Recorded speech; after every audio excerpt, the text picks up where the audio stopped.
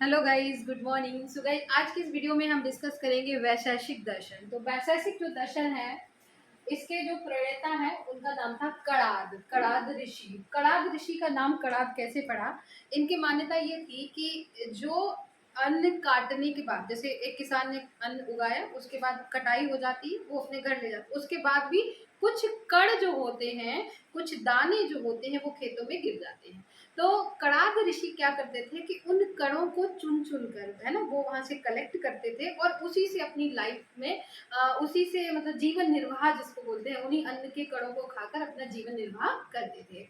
इसलिए इस इनका नाम पड़ा कणाद।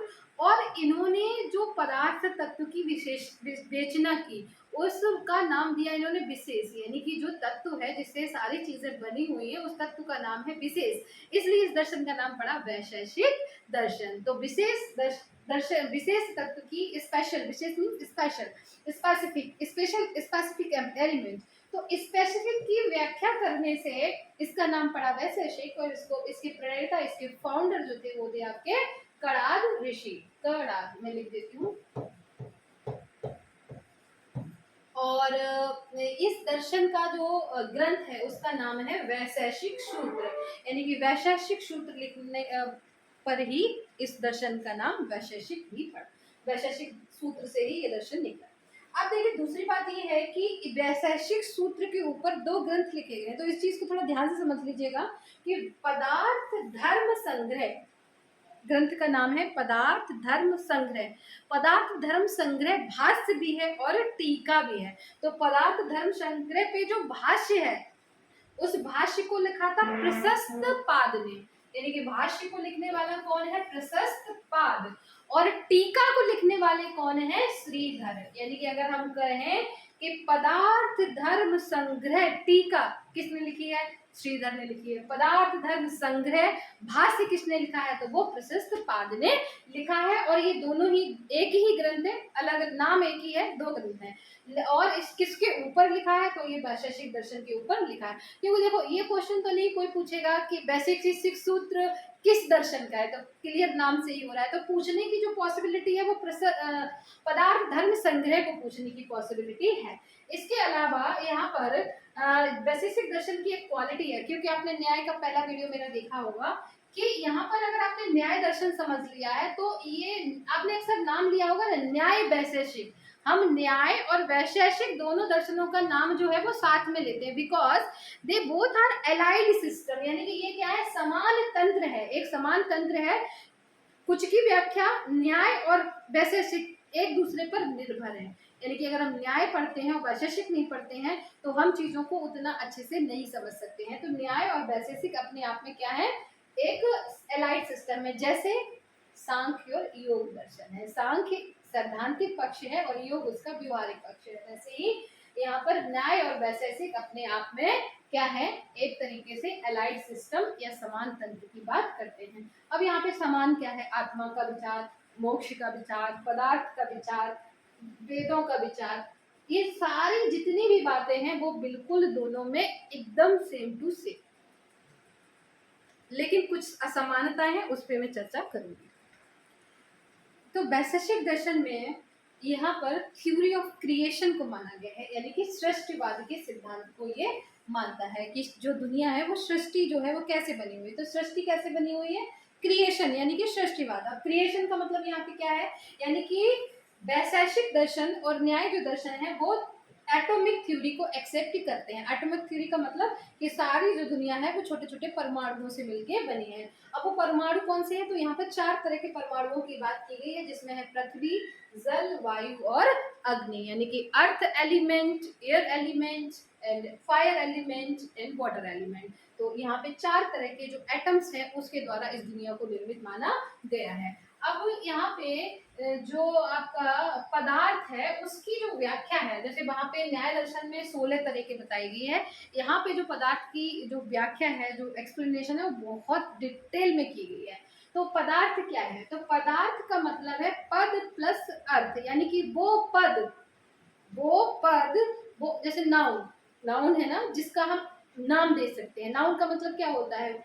अगर कोई पूछे कि नाउन क्या है, संज्ञा क्या है, तो संज्ञा वो है जिसको हम नेम दे सकते हैं। अगर हम इस चीज को कोई नाम दे सकते हैं तो ये संज्ञा हो गया। किसी भी चीज को अगर आप इसको कोई नाम दे सकते हैं तो ये संज्ञा हो गया, इसको आप नाम दे सकते हैं तो ये संज्ञा है। ऐसे ही यहाँ पे पदार्थ, तो पदार्थ वो है जिसको हम कोई नेम प्रोवाइड कर सकते हैं। अगर जिस चीज का अपने आप में कोई नाम है तो वो पदार्थ है। पदार्थ का मतलब ही होता है पद प्लस अर्थ, यानी कि वो पद, वो चीज जिसका हम यहाँ पर अर्थ यानी कि मीनिंग बता सके। तो पदार्थ यहाँ पर न्याय वैशेषिक दर्शन में जो पद है वो दो तरह के पदों की यहाँ पे पदार्थ की बात की गई है।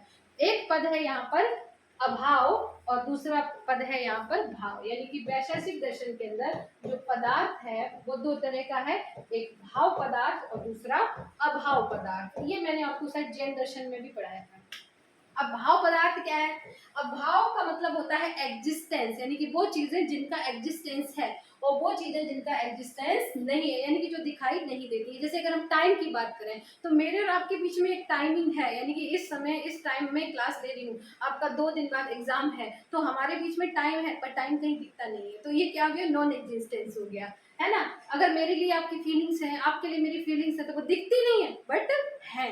तो इस तरह से पदार्थ दो तरह का है, जिसको नाम, जिसका एग्जिस्टेंस है यानी कि भाव, और जिसका एग्जिस्टेंस नहीं है उसको बोलते हैं हम अभाव। तो भाव पदार्थ दो तरह का है।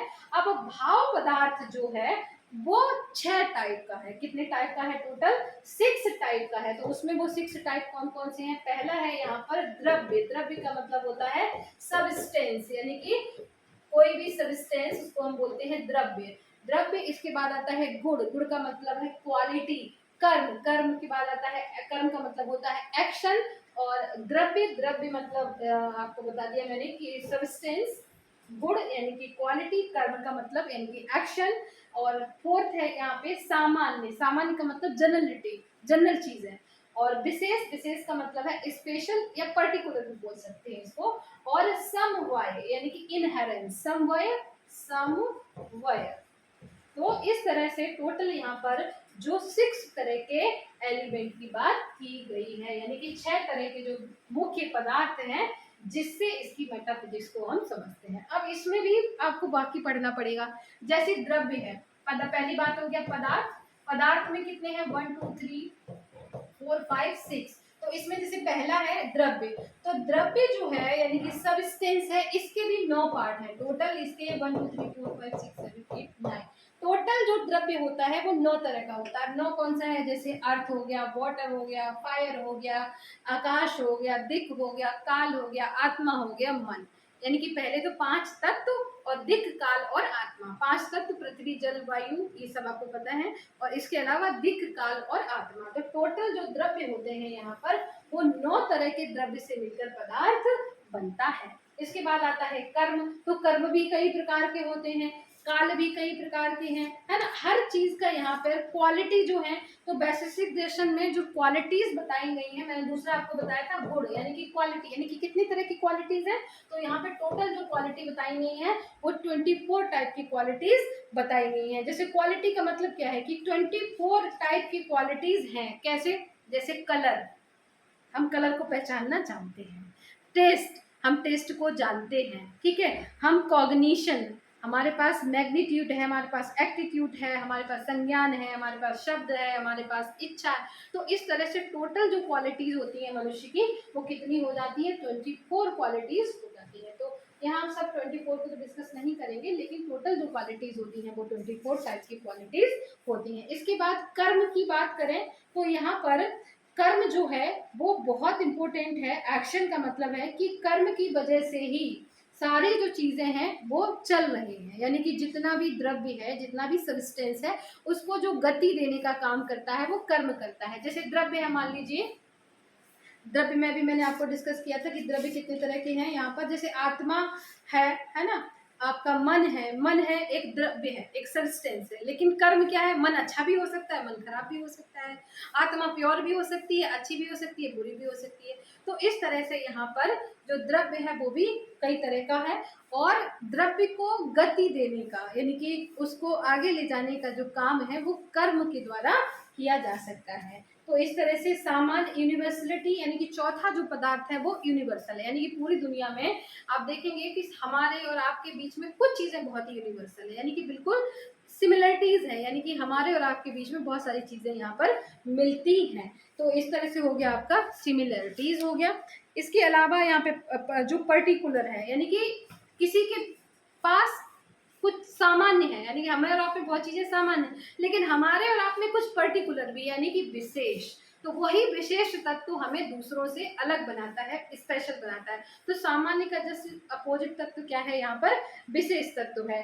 और लास्ट में आता है यहाँ पर समवाय। समवाय का मतलब है कि हमारे और आपके बीच में यहाँ पर अस्तित्व, एग्जिस्टेंस, इनहेरेंस, तो इसकी जो बात की गई है, एक्सप्लेनेशन दी गई है, वो समवाय में दी गई है। तो अगर हम वैशेषिक दर्शन का यहाँ पर ये तो हो गया इसका मूल्य मीमांसा।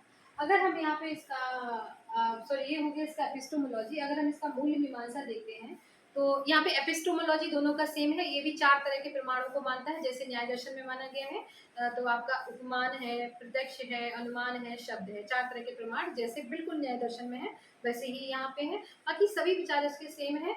मूल मीमांसा की अगर हम बात करें तो इसकी जो मूल मीमांसा है इसकी खासियत क्या है, तो द्रव्य का जो विचार दिया गया है, यानी कि जो इसका यूनिकनेस है, जो अलग करता है बाकी दर्शनों से, वो है इसका द्रव्य संबंधी विचार। तो द्रव्य संबंधी जो इसका विचार है वो बहुत ही महत्वपूर्ण है, इसकी वजह से इसकी एक अलग इम्पोर्टेंस है। तो जब भी हम न्याय और वैशेषिक पढ़ते हैं तो दोनों को मिला के पढ़ते हैं, दोनों एक दूसरे पर निर्भर दर्शन है।